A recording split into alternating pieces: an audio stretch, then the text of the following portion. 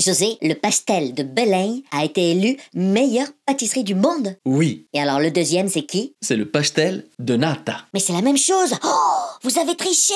Salut à tous et hola a todos. Aujourd'hui c'est jeudi et jeudi c'est la chronique de JC. Jesus Christ. Non, José Cruz. Le 23 février 2023, le verdict est enfin tombé. Taste Atlas, l'atlas mondial anglais des plats traditionnels, qui compte près de 1 million de followers avec ses différents réseaux sociaux, a publié la liste des 100 meilleures pâtisseries du monde. All around the world. Numéro 1, le pastel de Belém. Numéro 2, le pastel de nata. Mais c'est de la triche. C'est la même chose. Oh, vous les avez soudoyés. Comme Messi et la Coupe du Monde. Et non, ce n'est pas la même chose. Le pastel de Belém, c'est le pastel de Belém. Alors que le pastel de nata, c'est le pastel de partout ailleurs. Mais qu'est-ce que c'est que cette histoire? Tout a commencé au 19e siècle, dans l'actuel quartier de Lisbonne, le quartier de Belém. Dis donc,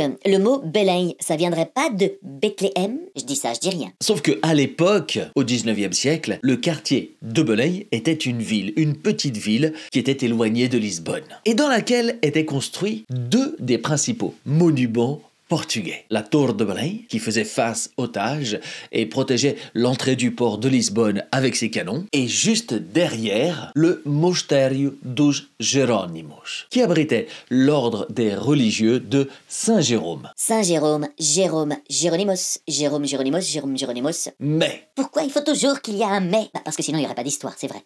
Mais en 1820, une révolution libérale éclate au Portugal. Le roi du Portugal qui était au Brésil est obligé de revenir. Bref, c'est le bordel. Une nouvelle constitution est votée et en 1834, le Portugal décrète la fermeture de tous les ordres religieux et l'expropriation de tous leurs biens. J'espère qu'ils leur ont au moins laissé leur soutane. Et donc les moines sont chassés du monastère des Jéronimos. Et comment ils vont faire pour vivre? Ils vont faire une reconversion avec Pôle emploi? Et c'est alors qu'un des moines, pour survivre, va proposer à une petite boutique qui se trouvait, et qui se trouve d'ailleurs toujours à côté du monastère, de vendre une pâtisserie que les moines avaient coutume de faire. Il s'agissait d'une petite tartelette à base de pâte feuilletée, croustillante et garnie d'une onctueuse crème pâtissière à base d'œufs et de sucre. Et surtout, beaucoup de jaune d'œufs et un peu beaucoup de sucre et quelques autres ingrédients. Je croyais que la gourmandise était un vilain défaut chez les religieux. Et le succès des petites tartelettes est très vite au rendez-vous. Tant et si bien qu'en 1837, la fabrication officielle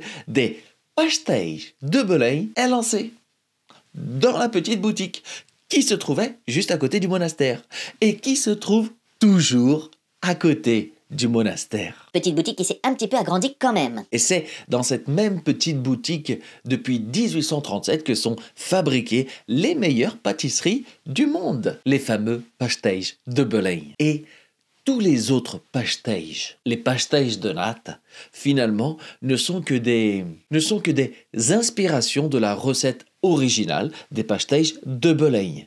Recette qui est gardée jalousement secrète par uniquement 7 personnes.